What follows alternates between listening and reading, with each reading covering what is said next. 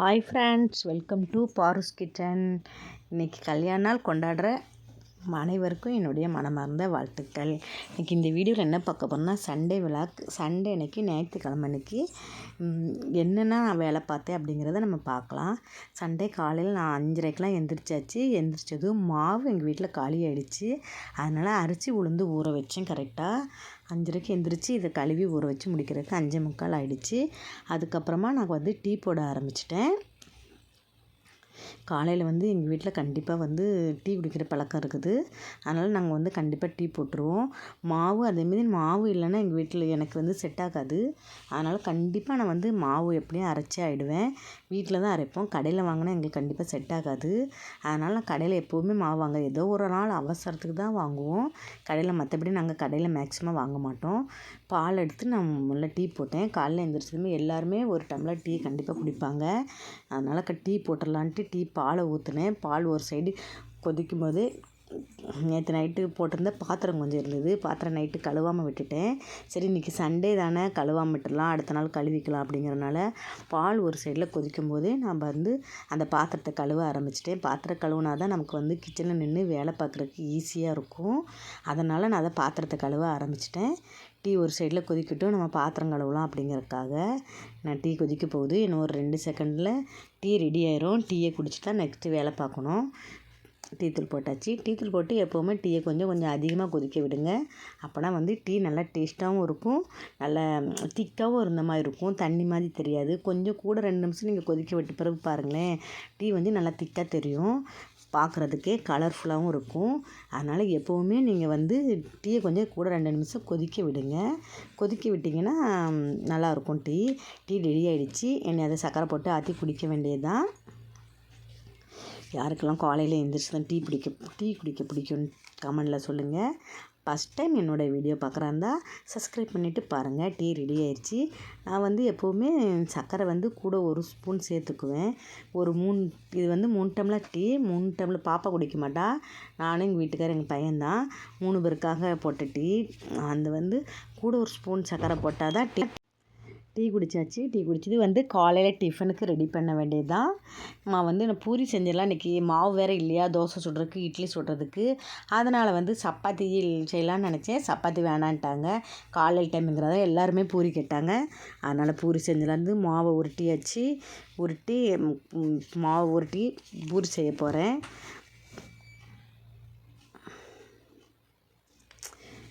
மாவு பிணைகிறது அது முன்னாடி வர வேண்டிய வீடியோ, சாரி பின்னாடி விட்டது. எப்படி மிக்ஸ் ஆச்சுன்னு எனக்கு தெரியல. எப்படியோ குழப்பராசன் ஆகிடுச்சு.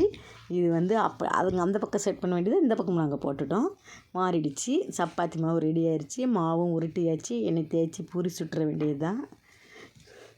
பூரி எண்ணெய் பலகாரம் தான். பட் என்றைக்கா ஒரு நாள் தான் நம்ம சாப்பிட்றோம், டெய்லி சாப்பிட போகிறது இல்லைல்ல. அதனால் என்றைக்கா ஒரு நாள் நம்ம பூரி கூட செஞ்சு சாப்பிட்லாம்.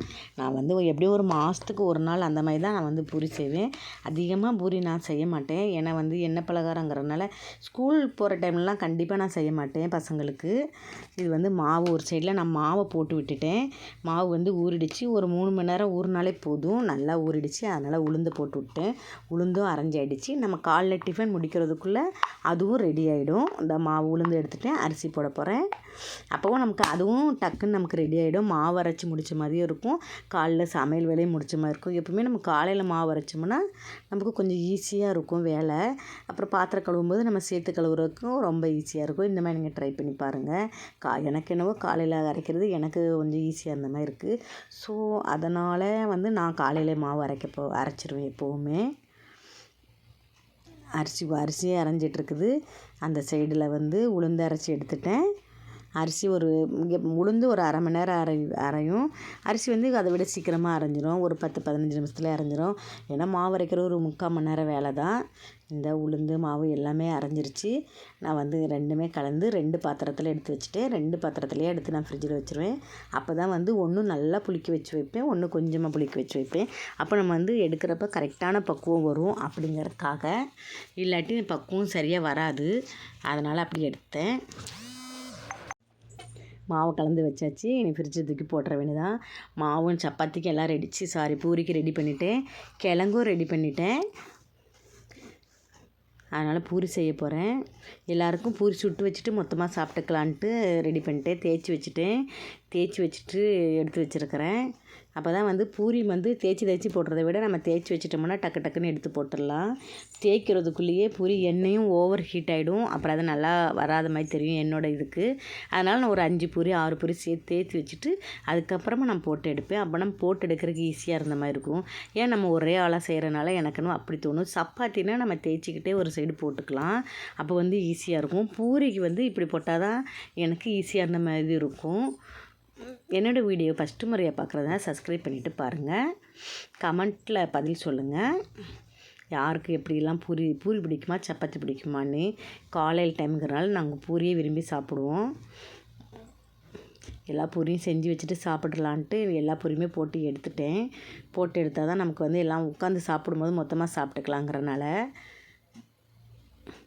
ஏன்னா போட்டு எடுக்க ஒரு 1/4 மணி நேரம் ஆகுமா, அதுக்குள்ளே சூடு ஆகாது, ஆறி போகாது. எல்லோரும் சூடி ஆறிடுமென்னு நினைக்காதீங்க.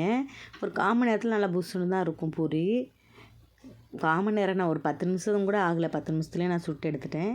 அவ்வளோதான். எனக்கு பூரி சாப்பிட வேண்டியதான். காலையிலக்கு பூரி சாப்பிட்டுட்டு மறுபடி தான் பாத்திரம்லாம் கழுவணும். நம்ம காலைல சமைச்ச பாத்திரமும் சேர்ந்துடுச்சு. நான் வந்து ஒரு 3 பூரியும் கொஞ்சம் கிழங்கு எடுத்து சாப்பிட்டேன். கரெக்டாக 3 பூரி ஒரு கிழங்கு, ஒரு கிழங்கு இல்லை சாரி, கொஞ்சமாக கிழங்கு.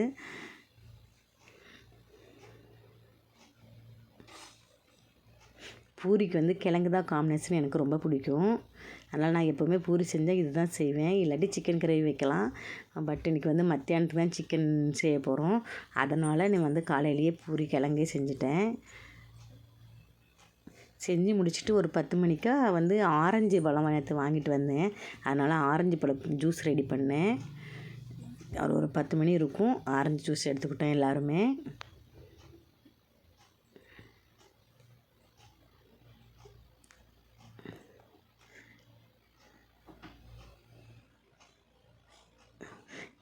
பாத்திரமாக கழுவியாச்சு. பாத்திரம் கழுவிட்டு அந்த அடுப்பு எல்லாமே கொஞ்சம் லைட்டாக தண்ணியை தெளித்து வந்து நான் தொடச்சி விட்டுட்டேன். ஏன்னா மத்தியானம் சமைச்சிட்டு நல்லா க்ளீன் பண்ணிக்கலாம் அப்படிங்கிறதுனால. இருந்தாலும் ரொம்ப க்ளீன் பண்ணாமல் இருந்தாலும் சமைக்கிறதுக்கு ஒரு மாதிரி இருக்கும். அதனால் லைட்டாக எண்ணெய்லாம் பிசுப்பு அப்படி இப்படியே இருந்த மாதிரி இருந்து, அதனால் லைட்டாக தண்ணியை தெளித்து லைட்டாக ஒரு துணியை போட்டு மட்டும் தொடச்சி எடுத்தேன். அப்புறம் வந்து நெக்ஸ்ட்டு மத்தியானம் சமைச்சிட்டு நல்லா க்ளீன் பண்ணிக்கலாம். அதுக்கப்புறமா ஏதாவது லிக்விட் போட்டு க்ளீன் பண்ணிக்கலாங்கிறதுனால லைட்டாக தண்ணியை தெளித்து ஒரு தொடச்சி எடுத்துட்டோம்னா நமக்கு கொஞ்சம் அடுத்து வேலை பார்க்குறது கொஞ்சம் ஈஸியாக இருக்கும். இதை தொடச்சி எடுத்துகிட்டு வீடெல்லாம் பெருக்கி எடுத்தேன். வீடு எப்படி இருக்குன்னு பாருங்கள். இனி தான் பெருக்க போகிறேன். எப்படினாலும் ஒரு நாளைக்கு 2 வாட்டி பெருக்குனா கூட குப்பை நிறைய சேர்ந்துருது. அதனால் இனி வீடு பெருக்க போகிறேன்.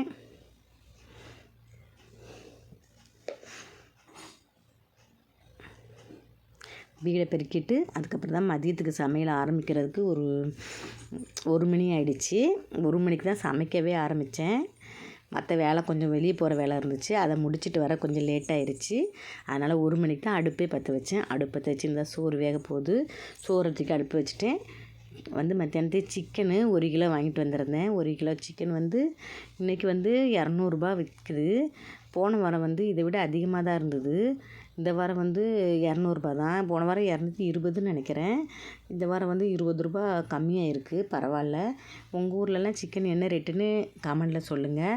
அதேமாரி முட்டையும் போன வாரம்லாம் 6 ரூபா அந்த மாதிரி விற்றுச்சு. இப்போ இந்த வாரம் வந்து 5 ரூபா அந்த மாதிரி விற்கிறாங்க. இன்னும் முட்டை ரேட்டும் இந்த வாரத்தில் கம்மியாக இருக்குது. என்னன்னு தெரியல. எங்கள் ஏரியாவில் 5.50 5 ரூபாய் 5.50 சாரி 5 ரூபா 50 காசு தான் விற்கிறாங்க முட்டை.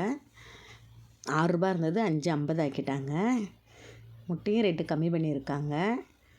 அவ்வளோதான். சிக்கனை கழுவி வச்சுட்டு வெங்காயம் தக்காளி கட் பண்ணிவிட்டு எல்லாம் ரெடி பண்ண வேண்டியது தான். கரெக்டாக 1 மணிக்கு ஸ்டார்ட் பண்ணியிருக்கேன். எத்தனை மணிக்கு முடிப்போன்னு பார்ப்போம். கரெக்டாக 2 மணிக்கு மேலே ஆகிடுச்சு முடிக்கிறதுக்கே. அது கூட கொஞ்சம் ரசம் வைக்கணும். சிக்கன் கிரேவி வச்சுட்டு அதனால் அதுக்கு புளி ஊற வச்சுட்டு வெங்காயம் கட் பண்ணிக்கலான்னு புளி ஊற வைக்க போகிறேன். எங்கள் வீட்டில் இருக்குது ஊர்லேருந்து எடுத்துகிட்டு வந்த புளி. அதனால் அது கருப்பு புளி தான் இருக்குது. அதனால் நாங்கள் வைக்கிற ரசம் கருப்பாக தான் இருக்கும்.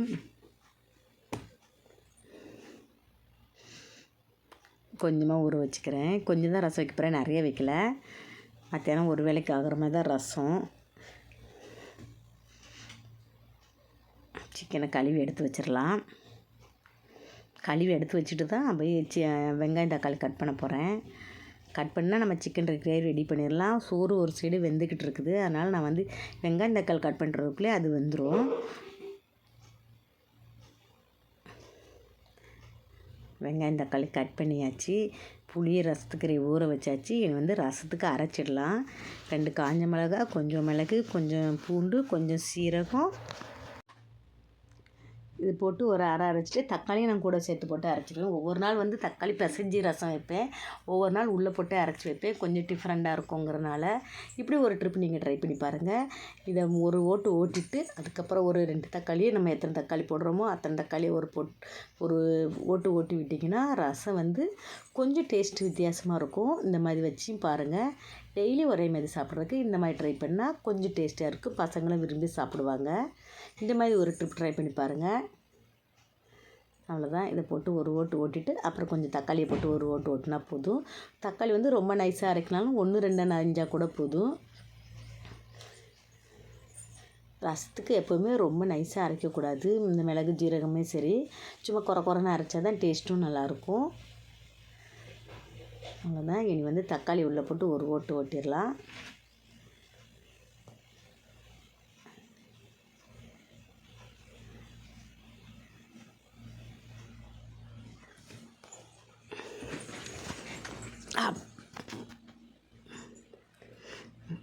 ரசம் ரெடி ஆகுது. ரசத்துக்கெல்லாம் கரைச்சி வச்சுட்டு அப்புறமா தாளிச்சிக்கலாம். ஃபஸ்ட்டு அதை முதல்ல கரைச்சி ரெடி பண்ணிடுறேன்.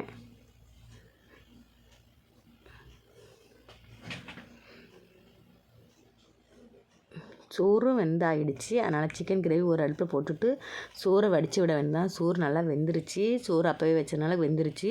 நான் எப்போவுமே அரிசி வந்து கொஞ்ச நேரம் ஊற வச்சு வடிப்பேன். அப்போ தான் வந்து நமக்கு வந்து சீக்கிரமாக வந்துடும், கேஸும் மிச்சமாகும். அதனால் நான் சமைக்கிறதுக்கு ஒரு அரை மணி நேரத்துக்கு முன்னாடியே அரிசி கம்பல்சரி ஊற வச்சுருவேன். ஊற வைக்காமல் சோறு வடிக்க மாட்டேன். சாப்பாடும் கொஞ்சம் நீட்டாக அழகாக வந்த மாதிரி வரும் பார்க்குறதுக்கு. அதனால் என்னோடய ஐடியா அது. சிக்கன் கிரேவிக்கு எப்போவுமே கொஞ்சம் ஆயில் கொஞ்சம் அதிகமாக விடுங்க. அப்போ கொஞ்சம் டேஸ்ட் நல்லாயிருக்கும்.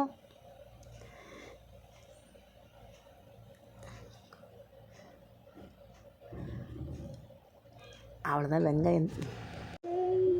வெங்காயத்தை போட்டு நல்லா வதக்கணும். சாப்பாடு ஒரு சைடில் வெந்துருச்சு. சாப்பாடை வடித்து விட்டுட்டு ரசம் அந்த அடுப்பில் வச்சுருவேன். சிக்கன் கிரேவி ரெடி ஆகிருக்குள்ள ரசம் ரெடி ஆகிடும். நல்லா வதக்கிக்கலாம். வெங்காயம் நல்லா வதக்கின பிறகு தக்காளி போடுங்க. அப்போ தான் வந்து சிக்கன் கிரேவி டேஸ்ட்டாகவும் இருக்கும். நல்லா கிரேவியும் நல்லா நிறைய கிரேவி இருந்த மாதிரி இருக்கும். கிரேவியும் நல்லா டேஸ்ட்டாக வரும். கெட்டியாகவும் இருக்கும் குழம்பு. அதனால் நல்லா பொடியாக கட் பண்ணி போட்டுட்டு கொஞ்சம் நல்லா வதக்கி விட்டுருங்க. நான் வந்து சிக்கன் கிரேவிக்கு வந்து தேங்காய் போட மாட்டேன். தேங்காய் போடாமல் தான் சமைப்பேன். ரசம் ரெடி ஆயிடுச்சு. ரசத்தை எடுத்து ஊற்றிட்டு மல்லி இலை மேலே தூவி விட்டுடலாம். கருப்பு புளிங்கிறனால எங்களுக்கு வந்து ரசம் கலருக்கு அப்படி இருக்குது. நாங்கள் வந்து கருப்பு புளி தான் யூஸ் பண்ணுறோம். அதனால் கலர் அவ்வளோ கேவலமாக இருக்குன்னு யாரும் நினச்சிடாதீங்க. அதனால் கருப்பாக இருக்குது. நான் மஞ்சத்தூள் எல்லாமே போட்டு தான் அப்படி இருக்குது. அவ்வளோதான். மல்லி இலையை மேலே தூவியாச்சு. ரசம் ரெடி ஆச்சு. இந்த சோறு வந்து வடித்து விட்டுட்டேன். அதை நிமித்தி வச்சிடலாம்.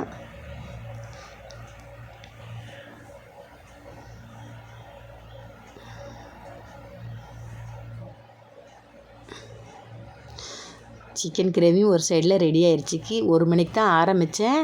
டைம் வந்து இப்போ 2 மணி. 2 மணிக்குள்ளே ஓரளவுக்கு எல்லாம் ரெடி ஆகிடுச்சு. அவ்வளோதான். சிக்கன் கிரேவி இன்னும் ஒரு 10 நிமிஷம் வெந்தால் போதும், கிரேவி ரெடி ஆகிடும்.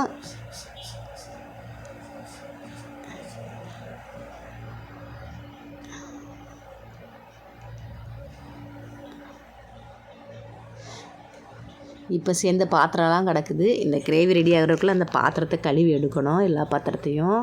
இப்போ சமைச்சோன்னே கொஞ்சம் பாத்திரம் சேர்ந்ததுனால அதையும் நான் கழுவிட்டோம்னா நமக்கு அடுத்து கொஞ்சம் ஈஸியாக இருக்கும். அதனால தான் போட்டிருக்கிறேன்.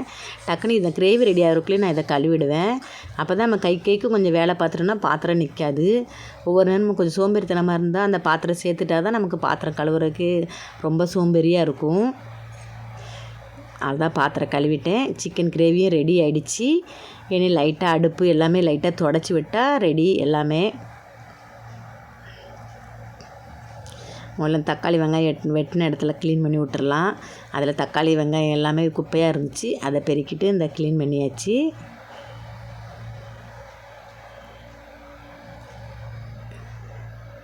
எப்போவுமே சமைச்சதும் நம்ம க்ளீன் பண்ணோன்னா நமக்கு கொஞ்சம் அடுப்பு க்ளீனாக இருந்த மாதிரி இருக்கும். அவ்வளோதான். சிங்கையும் கொஞ்சம் லைட்டாக தேய்ச்சி கழுவி விட்டுறணும். அந்த சிக்கன்லாம் நம்ம கழுவி விட்டனால கொஞ்சம் ஸ்மெல் அடிக்கிற மாதிரி இருக்கும். அதனால் கொஞ்சம் நல்லா தண்ணியை திறந்து விட்டு ஒரு அலச அந்த நம்ம என்ன சோப்பு லிக்விடோ எது போடுறோமோ லைட்டாக போட்டு ஒரு அலசி விட்டிங்கன்னா அந்த இடம் க்ளீன் ஆகிடும். அவ்வளோதான், சிக்கன் கிரேவி ரெடி, சோப்பாடு ரெடி, ரசம் ரெடி. அவ்வளோதான், இன்றைக்கி சிம்பிளான சண்டே ரெடி. இனி சாப்பிட வேண்டியதான்.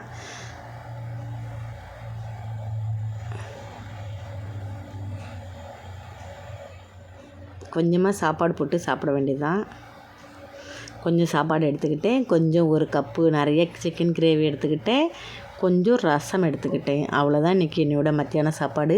சாப்பிட்றதுக்கே கரெக்டாக 2:15 ஆகிடுச்சி. 1 மணிக்கு ஆரம்பித்து 2:15 ஆயிடுச்சு முடிக்கிறதுக்கே, சமைச்சு முடிக்க. ஒரு 1.25 மணி நேரம் ஆயிருக்குது 3 சமைக்கிறதுக்கு.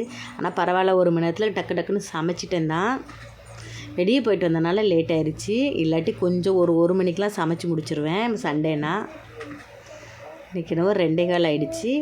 சரி, காலையில் பூரி சாப்பிட்டதுனால கொஞ்சம் வயிறு பசி இல்லை. அது இடையில ஆரஞ்சு ஜூஸ் வேறு குடித்தோம், அதனால் பசி இல்லை. அதனால் ரெடி ஆச்சு. இப்போ சாப்பிட போகிறோம். உங்கள் வீட்டிலலாம் என்ன ஸ்பெஷல்னு கமெண்டில் சொல்லுங்கள். சண்டே ஸ்பெஷல், எங்கள் வீட்டு சண்டே ஸ்பெஷல் சிக்கன் குழம்பு, ரசம், சாப்பாடு. அவ்வளோதான், சிம்பிளான சண்டே.